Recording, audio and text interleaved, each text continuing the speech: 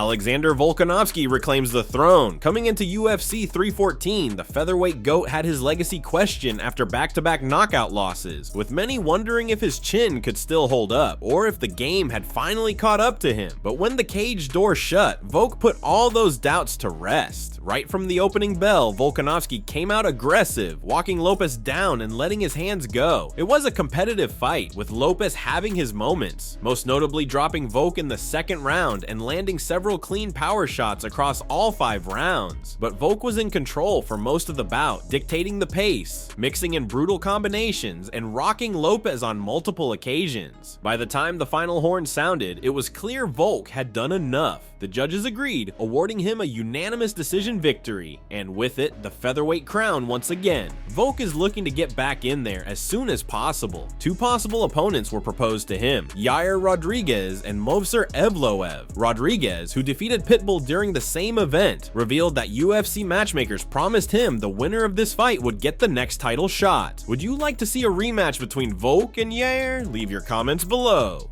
Obviously, you've got guys like Movsar, who's undefeated. I'd love to take that 0, you know what I mean? Like, we've got to see what the UFC say. I heard, I've seen him trying to get other fights. I don't know, is that right? Like, there was rumors that he was going to fight Pete. But I even seen him tweeting that he wants to fight someone in May and doing all this sort of stuff.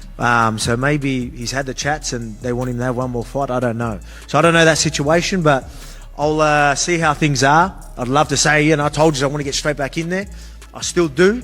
But I'm going to have to maybe look at a couple of things. Yair seems to think you would go to Mexico to fight him in that big Guadalajara show in September. Is it do? September.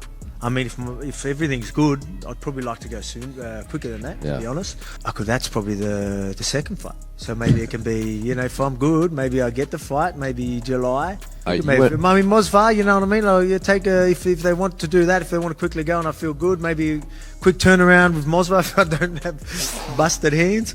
We'll see.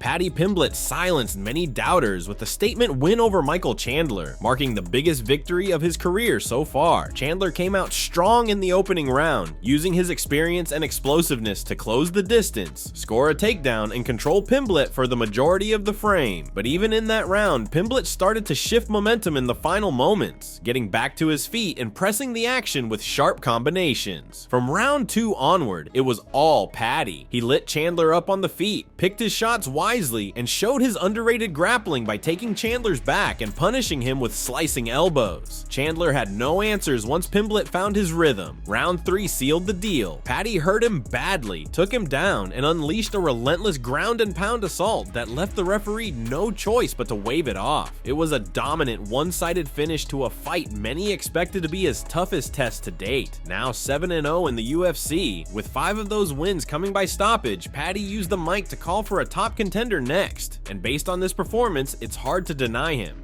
Yeah, people keep counting him out, but he keeps looking better and better and better every time he shows up. Paddy Pimblett showed tonight that he is the real deal. Beating Michael Chandler and beating him the way that he did, I don't know how you can doubt the kid anymore. It would seem likely that next fight out, he's going to get a big name opponent, right? And probably that would be the one that put him into title contention. Tonight was a pretty big name opponent too. But yeah, he's in that spot now where he's going to be fighting top guys. Yeah. After the event, Paddy got into an altercation with the one and only Colby Covington. Bro, you're fighting scrub. You guys are 2 and 6. I'll come and slap you, and you'll be. I'll come and slap you. Zip this shirt up, you little You're a bum. You mean guys that are 2 and 6? Remember that. Remember that. You're a scrub. You're a fraud. You're a fraud. Lad, what are you on a 3-fight losing streak? You did fraud check so quick. Hey.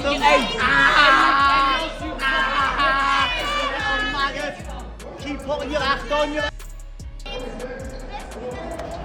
Dana White didn't mince words when addressing the controversial officiating at UFC 314. One moment that stirred up the most outrage was Dan Ige's finish over Sean Woodson, a stoppage many fans and fighters felt came way too early, and Dana seemed to agree. He slammed several of the night's calls, calling the refereeing atrocious and expressing frustration with the lack of consistency in how fights are stopped. Dana's always been vocal when it comes to bad officiating, and this time he seemed especially fed up, and it's it's not hard to see why. A few questionable moments like that can overshadow an entire card and impact careers. There was a couple strange stoppages on the prelims for two different reasons. Obviously, the Dan Ige, Sean Woodson, and then the Darren Elkins, Julian Erosa fight. I'm curious if you saw those two. I didn't see that one. I saw the end when they were, when Elkins was getting up and they were, my room was madness tonight. But I agreed that the Ige fight was stopped too soon. I thought the judging was atrocious tonight. I'll just leave it at that. It was atrocious.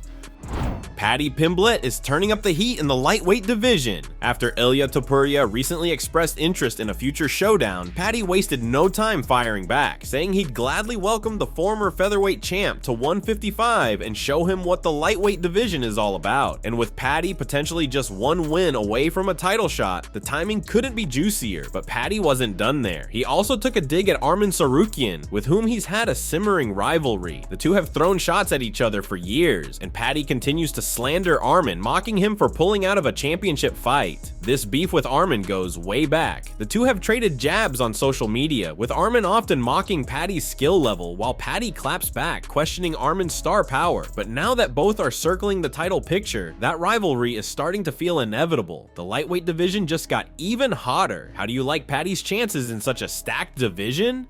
With Ilia Topuria now also in the mix, there's never been a better time to be an MMA fan. What are your thoughts on UFC 314? Drop your comments below. Yeah, that's another name, but let's see if he ends up taking the fight, because we all know what Arman's like. He'll shit his undies the night before and pull out, and I can't be dealing with opponents like that, you know what I mean? I want people who know will turn up, like Michael Chandler, because he turns up, and even though he knew, I think after the first round he knew I was going to beat him, he still come out and tried to finish me, but he couldn't, you know what I mean? Just like nobody in this lightweight division can, none of yous. I'm going to kill every one of yous. Do you think you've got Ilia Topuria's attention? I should have Ilia's attention, shouldn't I, El Chirito, you know what I mean? You got a message for him? I think now he should know I'm the real deal, you know what I mean? People still underestimate me, but I beat rank 15, got in the rankings, just beat rank 7. Now I'm ranked 7 in the rankings. 7 fight win streak in the UFC, rank 7. Give me anyone. Ilia, I said I should be the one to welcome you to 155. We can do it now, buddy. That's it from MMA Psycho. Thanks for watching. Drop your thoughts on UFC 314 in the comments. And don't forget to like and subscribe for your daily dose of MMA news.